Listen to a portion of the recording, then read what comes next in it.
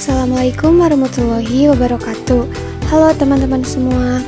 Perkenalkan, kami dari kelompok 2. Ada saya Elsa Finulia Ananda Hedian, lalu ada teman-teman saya, ada Syifa Fauziah, lalu ada Lala Sulistia Putri, dan ada Himatul Mufidah. Kami dari kelompok 2 yang akan memaparkan atau menjelaskan tentang konsep dasar kebijakan pendidikan. Nah, apa itu konsep kebijakan pendidikan? Pengertian konsep dalam Kamus Besar Bahasa Indonesia, konsep diartikan dengan gambaran mental dari objek, proses, atau apapun yang ada di luar bahasa yang digunakan oleh akal budi untuk memahami hal-hal lain. Konsep dapat dipahami sebagai sebuah ide atau gambaran umum tentang suatu hal. Lalu, apa itu kebijakan? Kebijakan secara etimologi berasal dari bahasa Yunani yaitu polis yang artinya kota. Dalam hal ini kebijakan berkenaan dengan gagasan pengaturan organisasi dan merupakan pola formal yang sama-sama diterima pemerintah atau lembaga sehingga dengan hal itu mereka berusaha mengejar tujuannya.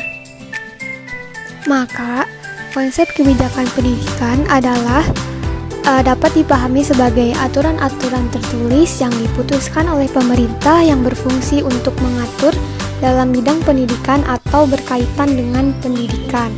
Selanjutnya, saya akan menjelaskan mengenai karakteristik kebijakan pendidikan.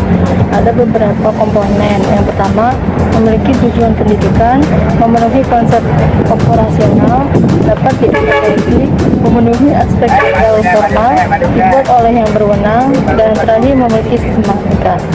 Selanjutnya, yaitu ada tujuan dan fungsi kebijakan pendidikan. Yang pertama, dapat dilihat dari sisi tingkatan masyarakat. Tujuan kebijakan di sini dapat diamati dan ditelusuri dari hakikat tujuan pendidikan yang universal. Hal tersebut merupakan analisis pada fakta dan realita yang terbesar luas di masyarakat dikarenakan pendidikan dalam arti umum mencerdaskan kehidupan bangsa. Selanjutnya, yang kedua yaitu dilihat dari sisi tingkatan politisi. Tujuan kebijakan ini dapat diamati dan ditelusuri dari sumbangan pendidikan terhadap perkembangan politik pada tingkatan sosial yang berbeda. Pendidikan yang telah menjadi suatu kebijakan publik diharapkan dapat memberikan kontribusi yang positif supaya tercipta generasi masyarakat dalam aspek keseimbangan antara hak dan kewajiban sehingga wawasan, sikap dan perilakunya semakin demokratis. Yang terakhir yaitu dilihat dari sisi tingkatan ekonomi. Tujuan kebijakan ini dapat dilihat dan ditelusuri dari kesadaran pentingnya pendidikan sebagai orientasi jangka panjang yang didasarkan pada beberapa alasan, yaitu yang pertama, pendidikan merupakan perkembangan ekonomi dan bukan sekedar pertumbuhan ekonomi. Yang kedua, investasi pendidikan memberikan nilai baik yang lebih tinggi daripada investasi fisik di bidang lain. Selanjutnya, arah kebijakan pendidikan Indonesia. Kebijakan pendidikan di Indonesia berdasarkan Undang-Undang Republik Indonesia Nomor 20 Tahun 2003 tentang Sistem Pendidikan Nasional diarahkan untuk mencapai hal-hal sebagai berikut. Yang pertama, mengupayakan perluasan dan pemerataan. Yang kedua, meningkatkan kemampuan akademik dan profesional. Ketiga, melakukan pembaharuan sistem pendidikan. Yang keempat, memberdayakan lembaga pendidikan. Yang kelima, melakukan pembaharuan dan pemanfaatan sistem pendidikan. Yang keenam, meningkatkan kualitas lembaga pendidikan. Yang ketujuh, mengembangkan kualitas sumber daya manusia. Dan yang terakhir, meningkatkan penguasaan, pengembangan, dan pemanfaatan ilmu pengetahuan dan teknologi.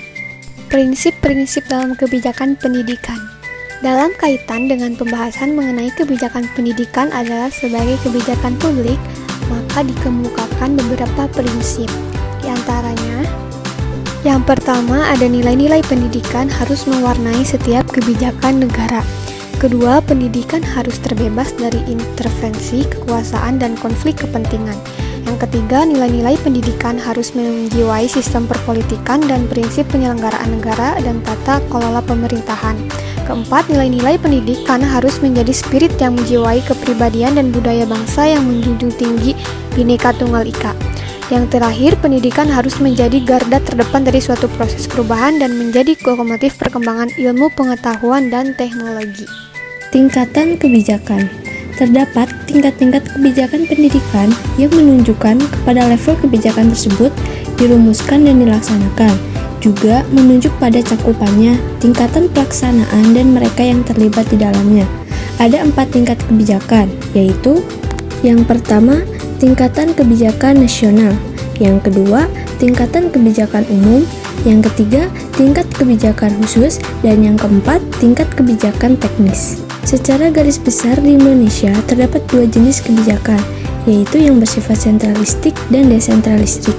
Kebijakan desentralistik adalah langkah yang diambil untuk mensinkronkan dengan kondisi di setiap satuan pendidikan yang tidak sama. Salah satunya adalah melalui MBS atau manajemen berbasis sekolah. Kebijakan ini setidaknya memiliki 4 dampak positif yang dapat dikemukakan, yaitu yang pertama, peningkatan mutu, yang kedua, efisiensi keuangan, yang ketiga, efisiensi administrasi, dan keempat, perluasan dan pemerataan. Sekian pemaparan dari kelompok kami. Semoga ilmu yang kami sampaikan dapat bermanfaat untuk teman-teman semua. Terima kasih. Wassalamualaikum warahmatullahi wabarakatuh.